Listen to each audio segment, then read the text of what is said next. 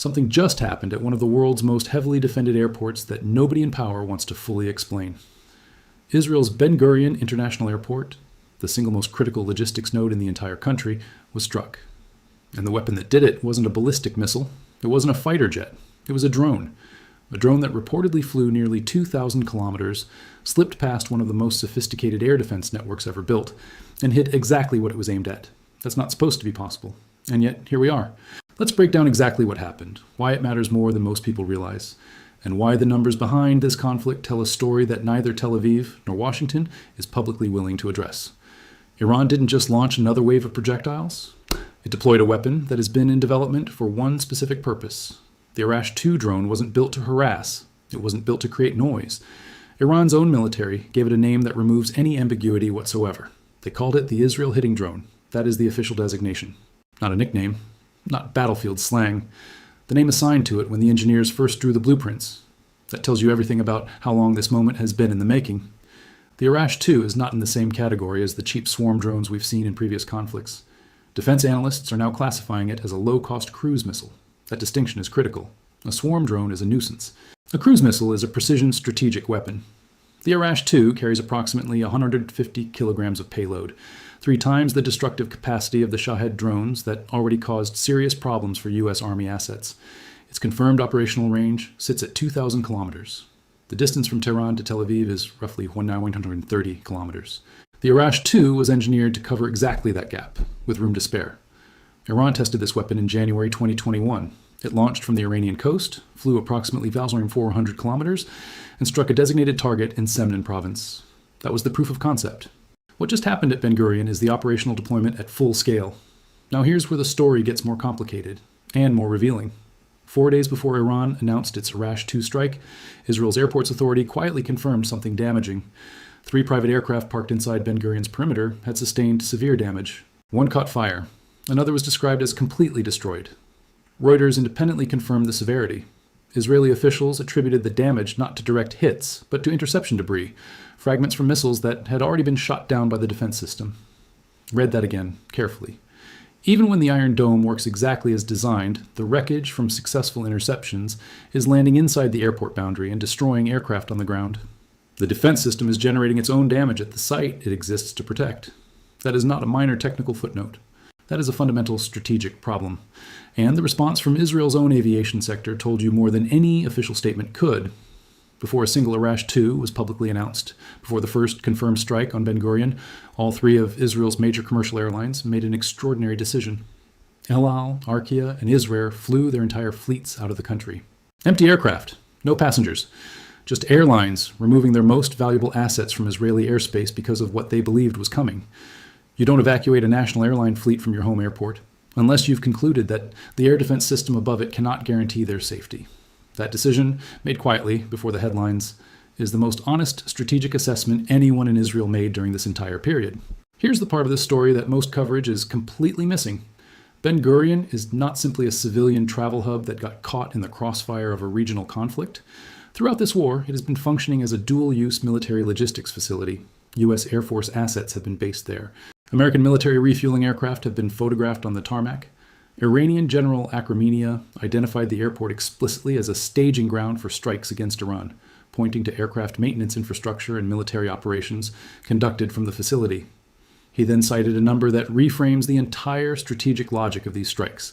He stated that, due to maritime and ground restrictions, over 90% of Israel's trade flows through airlines operating primarily out of Ben Gurion. 90%. Iran is not targeting a runway. Iran is targeting the economic circulatory system of a country. That's the actual objective. And the math behind it is brutal. Each Arash 2 costs somewhere between $20,000 and $50,000 to produce. A single Iron Dome interceptor, the Tamir missile, costs around $100,000. A Patriot missile runs between $2 and $3 million per shot. Iran fires a drone worth a fraction of what it costs to shoot it down. Even when Israel's defense works perfectly, the economic equation favors the attacker. Every successful interception burns through resources faster than Iran burns through production capacity. Iran's army spokesman made the production argument directly. He stated that the Arash 2 can be manufactured rapidly, prepared quickly, and launched in large numbers whenever Iran decides to do so. That's not a boast. That's a capacity signal aimed at every defense planner monitoring this conflict. Destroying today's inventory doesn't eliminate tomorrow's threat. The production line is active. Now here's the number that puts the entire picture into focus. Since late February, Iran has launched more than 500 ballistic missiles and roughly 2,000 drones. Analysts estimate a drone penetration rate of approximately 10%. 10% sounds small, but 10% of 2,000 is 200 successful penetrations, 200 drones reaching their targets. Where did they all land? What did they hit? Neither government has provided a verified public accounting of that question. The silence itself is a data point. Israel's own former military voices are starting to say what official statements will not.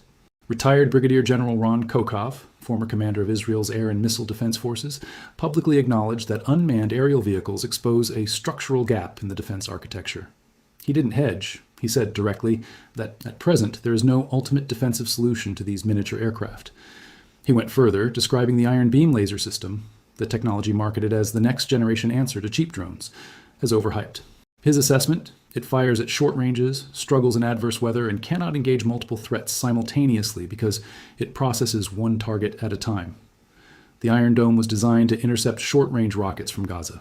It was never engineered to handle long-range drones flying in from nearly 2,000 kilometers away. That is not a gap that can be patched with software updates. The human cost of those gaps is no longer abstract.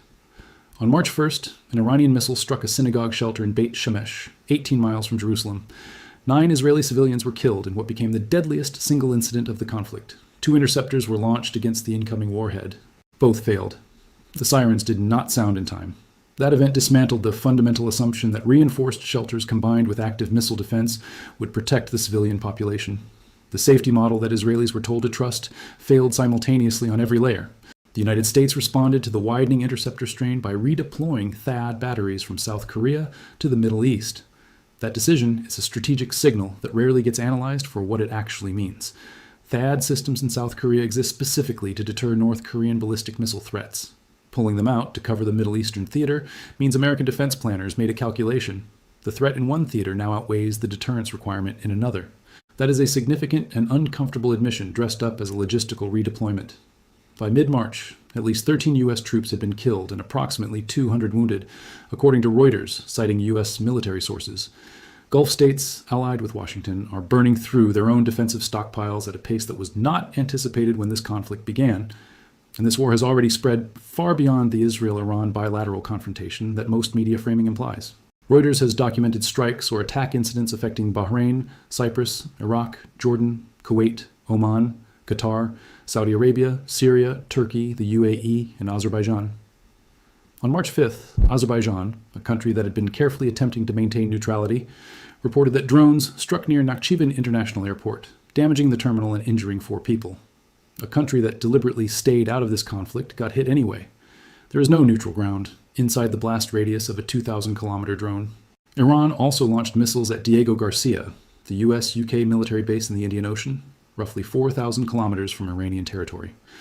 Iranian state media framed the strike as a demonstration of range beyond what the enemy previously calculated. The Arash 2 covers 2,000 kilometers. Iran's ballistic missile inventory reaches twice that distance. Western European capitals sit inside that envelope. NATO defense ministries are recalculating threat models right now, whether they're saying so publicly or not. Meanwhile, a parallel track of this conflict is building toward a moment that could change everything. CBS News has reported that the Trump administration is actively exploring deployment of joint special operations command units to locate, secure, or extract Iranian nuclear material. The IAEA confirmed that Iran currently holds nearly 972 pounds of uranium enriched to 60% purity, a short technical step away from weapons-grade material. IAEA Director General Rafael Grossi described any extraction operation as an extraordinarily difficult task, even for the most advanced militaries on Earth. President Trump has threatened to obliterate Iranian power infrastructure if the Strait of Hormuz is not reopened within a defined timeframe. Iran responded by threatening to destroy energy and desalination infrastructure across the Gulf. 2 threats, 2 targets. Neither government bluffing loudly at the other while the weapons count down. The drone campaign and the nuclear standoff are not separate stories running on separate tracks. They are 2 fronts of the same war, escalating at the same time, feeding the same strategic crisis. Here's the hard truth that this conflict is forcing into the open. The defense economics of modern drone warfare favor the attacker in ways that existing military doctrine was not built to handle. When a weapon costing $50,000 forces the defender to spend $2 million to destroy it, And when that weapon can be mass-produced faster than the interceptors can be manufactured and shipped, the math eventually breaks against the defender, not in one battle, but over time, through attrition, through economics, through exhaustion. That's not a prediction. That's the calculation that every serious defense analyst in every capital monitoring this conflict is running right now. The question isn't whether the Iron Dome is impressive. It is. The question is whether it's enough. And the evidence on the ground, the burned aircraft, the emptied airline fleets, the redeployed THAAD batteries, the retired general speaking publicly about gaps, suggests the answer to that question is becoming harder to avoid. Where this goes next depends on decisions being made right now in Tehran, Tel Aviv, and Washington. And those decisions are happening faster than the public narrative is catching up to them.